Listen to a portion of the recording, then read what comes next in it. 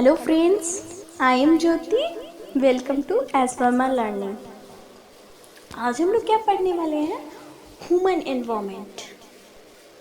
पिछली वीडियो में हमने क्या पढ़ा था? थोड़ा सा इस चैप्टर का इंट्रोडक्शन लिया था और नेचुरल एनवायरनमेंट के बारे में पढ़ा था। किस तरह से नेचुरल एनवायरनमेंट अलग अलग टाइप्स में डिवाइडेड है, जैसे कि लिथोस्फीयर हो गया, हाइड्रोस्फीयर, एटमॉस्फेयर। और ये जो तीनों एटमॉस्फेयर, लिथोस्फीयर और हाइड्रोस्फीयर मिल करके जो बायोस्फीयर बनाता है, जहाँ पे हम लोग रहते हैं। समझ में आया? अब आज हम लोग स्टार्ट करने वाले हैं ह्यूमन एनवायरनमेंट। मैंने आपको पिछले वीडियो में थोड़ा सा ह्यूमन एनवायरनमेंट के बारे में इंट्रोडक्शन में बताया था कि इसमें जो है वो क्या आता है कि मान लो हम लोग नेचुरल एनवायरनमेंट से कुछ मटेरियल्स लेते हैं और अपने एनवायरनमेंट में कुछ बना लेते हैं। जैसे कि घर हो गया, उसमें जितने भी मटेरियल्स लगे होते हैं सारे जो है वो नेचुरल एनवायरनमेंट्स के होते हैं। अब वहाँ से हम लोगों ने लिया और घर बना लिया। तो घर किस में आता है? ह्यूमन एनवायरनमेंट में। और क्या क्या आता है ह्यूमन एनवायरनमेंट में? मान लो हम लोगों ने किसी के साथ रिलेशन बनाया तो वो भी हमारा ह्यूमन एनवायरनमेंट होगा। जैसे कि मैंने अपने भाई से बना लिया, मैंने अपने पापा से बनाया, इस तरह से इसे क्या हो गया? ये सब ह्यूमन एनवायरनमेंट में आता है। यानी कि एक्टिविटीज़, क्रिएशन, रिलेशन, ये सब क्या होता है? आपका ह्यूमन एनवायरनमेंट में आता है। आपको समझ में आया? अब यहाँ पे मैंने लिखा है definition: environment created by human beings by interacting with the it and modifying it to their need. यानी कि इसका मतलब क्या हुआ कि जो ह्यूमन बींग होता है वो अपनी ज़रूरत के हिसाब से मॉडिफाई करता है और एक इन्वायरमेंट को क्रिएट करता है। उससे हम लोग ह्यूमन इन्वायरमेंट बोलते हैं। यहाँ तक समझ में आ गया? अब यहाँ पे early human versus modern human, यानी कि जो पहले के आदमी होते थे और अब के आदमी लोगों में क्या डिफरेंसेस है वो आपको बताते हैं। तो मैं यहाँ पे सीधा सा बताती हूँ कि जो अर्ली ह्यूमन थे उन्हें जो है वो एनवायरनमेंट का वो न्यू वे में यूज़ करना नहीं आता था, और ये जो मॉडर्न ह्यूमन है उन्हें न्यू वे में यूज़ करना आता है। जैसे कि क्या थे अर्ली ह्यूमन? वो क्या करते थे? पे खाना को कच्चे खाते थे। जब उन्हें भूख लगती थी तो वो खाना नहीं बनाते थे, वो जो किसी हिरण को मार दिया और भूख के हिसाब से खा लिया और बाकी जो बचा उसे फेंक दिया। लेकिन क्या हुआ, धीरे धीरे क्या हुआ, इसमें चेंजेस आया। क्या हुआ? अब जब डिस्कवर ऑफ फायर हुई तो अर्ली ह्यूमन्स भी खाने को पका के खाने लगे। इससे उन्हें बहुत ज़्यादा टेस्टी। फिर उन लोगों के बाद कुछ स्पाइसेस मिल गए उन लोगों ने, तो स्पाइसेस डाल के बनाना भी उन लोगों ने खाने को शुरू कर दिया। और इससे क्या हुआ, उन्हें टेस्ट बहुत अच्छा लगा और इस तरह से चेंजेस आती गई और अर्ली ह्यूमन है वही मॉडर्न ह्यूमन बन गया।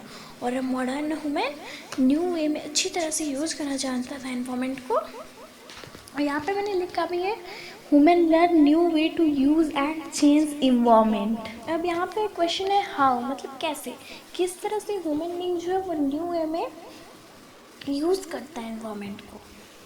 तो देखो क्या हुआ, स्टार्टेड ग्रोइंग क्रॉप्स। यानी कि जो अर्ली ह्यूमन हुआ करते थे वो क्रॉप्स से प्रोड्यूस नहीं करते थे, उनके पास पहले से थी अवेलेबल अर्थ पे, बस उन्हें वो लोग उसे फिर से रिप्रोड्यूस नहीं करते थे, उनके बीज को नहीं लगाते थे। और इस तरह से उसके बीज गिरते जाते थे और इस तरह होते जाता, पर उन्हें पता नहीं था कि वो जो क्रॉप्स है उन्हें मुझे लगाने चाहिए या नहीं लगाना चाहिए। तो उन लोगों ने इससे ग्रोइंग क्रॉप्स स्टार्ट किया जब उन्हें पता चला।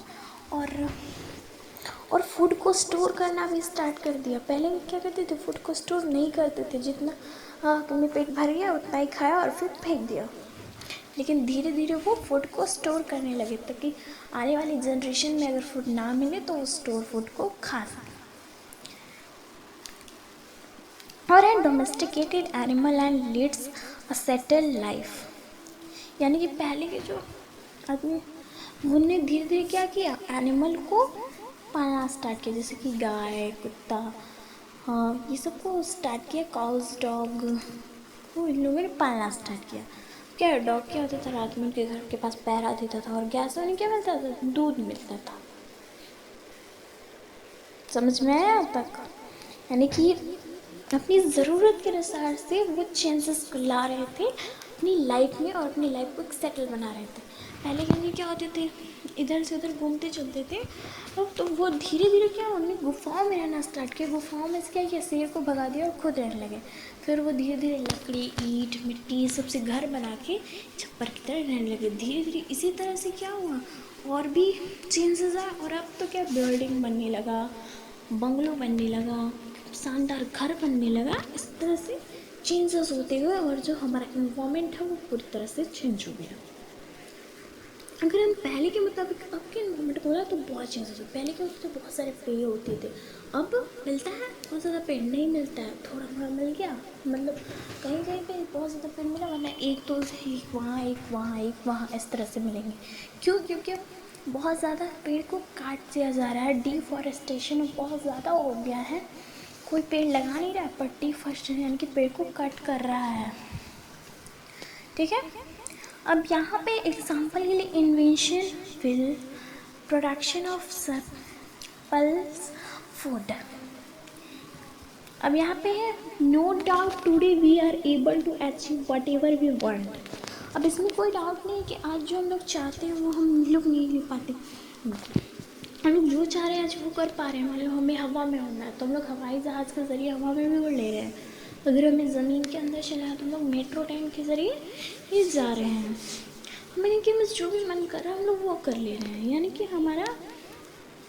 कि हमारी सोसाइटी में इतने सारे चेंजेस आ गए, इतने सारे मतलब विकास हो गए हैं कि जिससे हम लोग जो चाह रहे हैं आज वो हम लोग कर सकते हैं। यहाँ पे but women must learn to live and use their environment in a harmonious way. यानी कि लेकिन क्या कर रहा है वुमेन का सही तरह से यूज़ नहीं कर रहा। आज बहुत ज़्यादा डिफॉरेस्टेशन हो रही है, एनवायरनमेंट को बदला जा रहा है। घर बनाने के लिए बहुत सारे पेड़ काटे जा रहे हैं और पेड़ कोई लगा नहीं है। तो इससे क्या हो रहा है, हमारा एनवायरनमेंट ख़राब हो रहा है। हमें क्या करना चाहिए, हमें ये हारमोनियस वे में यूज़ करना चाहिए एनवायरनमेंट को।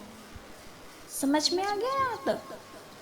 अब क्या है, हम लोग अगली वीडियो में क्या डिस्कस करेंगे, नेक्स्ट टॉपिक और इस चैप्टर का लास्ट और नेक्स्ट टॉपिक यानी कि इकोसिस्टम। ओके।